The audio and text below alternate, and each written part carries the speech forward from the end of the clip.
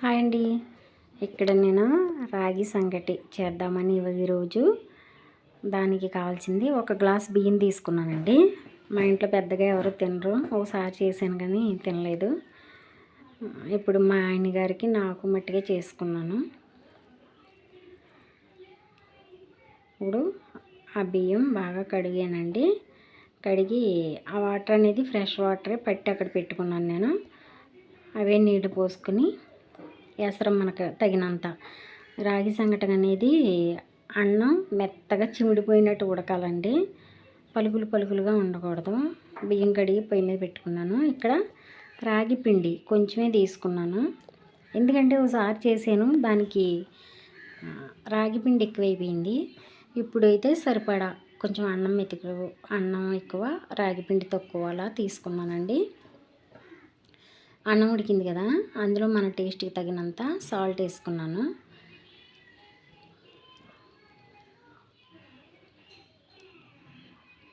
మన ఛానల్ ఎవరైనా కొత్తగా చూస్తే సబ్స్క్రైబ్ చేసుకోండి ఫ్రెండ్స్.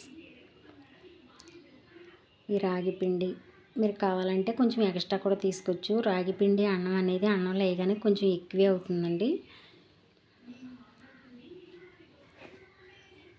ఇప్పుడు పిండి అందులో పోసేద్దాం. కొంతమంది అయితే కలపకుండా అలాగే ఉంచేస్తారు అది ఉడికే వరకు. అలాగైతే చాలా లేట్ అవుతుంది, గట్టి పెట్టుకుని తిప్పుకోవాలి. ఎవరిష్టం వాళ్ళదనుకోండి, నేనైతే ఇలా చేస్తాను. నేను చేసే విధానం ఇది. కలపెట్టుకున్నాను నేనైతే. అది చల్లారేటప్పటికి ఇంకా లూజుగా ఉంది కదా, అలా ఉండదు, టైట్ అవుతుంది కొంచెం. అది ప్రాసెస్ అనేది అది ఎంత మెత్తగా మెదుపు ఉంటే అంత టేస్ట్ వస్తుందండి. ఇది చాలా బలం. రాగి పిండి అంటారు, కొంతమంది తినరు, కానీ వారానికి వచ్చి ఒకసారైనా తింటే చాలా బలం అండి. పిల్లల కాడి నుంచి ఎవరికైనా పెట్టచ్చు, ఎవరైనా తినొచ్చు, ఎవరైనా ఈజీగా అరుగుద్ది కూడా.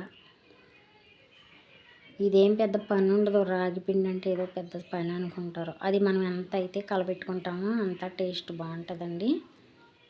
అయిపోయింది, పక్కకు తిప్పేసుకుందాం.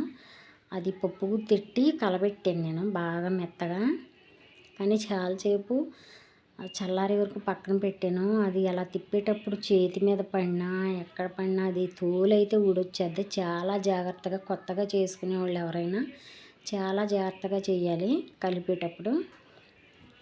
ఇక్కడైతే గిన్నెకి నేను నెయ్యి రాసుకున్నానండి. పిండి చల్లారిపోయింది. గిన్నెకి నెయ్యి రాసుకోవచ్చు, నెయ్యి ఉన్నవాళ్ళు, నూనె ఉన్నవాళ్ళు కొంచెం నూనె చుక్క రాసుకోవచ్చు. నేనైతే నెయ్యి రాశాను, ఎవరిష్టం వాళ్ళది.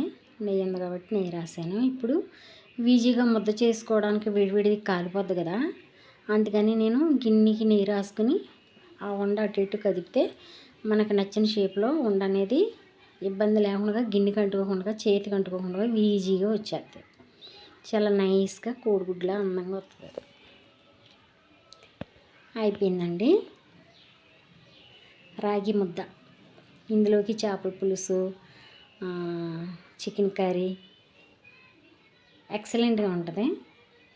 మటన్ కర్రీ ఒకటి చాలా బాగుంటుంది. నేను తినగలిగినంత నెయ్యి వేసుకుంటున్నాను. కొంచెం వేసుకున్నాను నెయ్యి అయితే చాలా ఉంది, కొద్దిగా వేసుకున్నాను. మీరు కావాలితే తినేవాళ్ళు ఇంకొంచెం నెయ్యి పోసుకోవచ్చు. చికెన్ కర్రీ అండి, వేడివేడి రాగి సంగటి, వేడివేడి చికెన్ కర్రీ.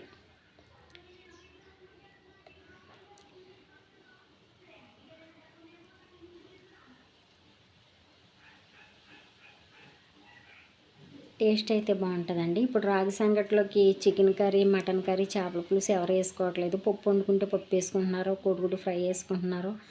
ఎవరి టేస్ట్కి తగ్గట్టు వాళ్ళు వేసుకు తింటున్నారు. కొంతమంది కారపొడి వేసుకు తింటున్నారు. ఎలాగైనా రాగి సంగటి అనేది బాగుంటుందండి. నా ఛానల్ ఎవరైనా కొత్తగా చూస్తే సబ్స్క్రైబ్ చేయండి, ఒక లైక్ చేయండి ఫ్రెండ్స్. అందరూ చూస్తున్నారు కానీ ఒక లైక్ కూడా చేయట్లేదు. ఒక లైక్ చేయండి. చాలా బాగా కుదిరిందండి.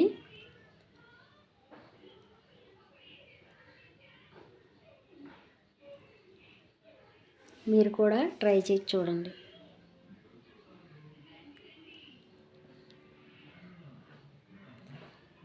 నచ్చితే లైక్ చేయండి. హాయ్ అండి. ఇక్కడ నేను రాగి సంగటి చేద్దామని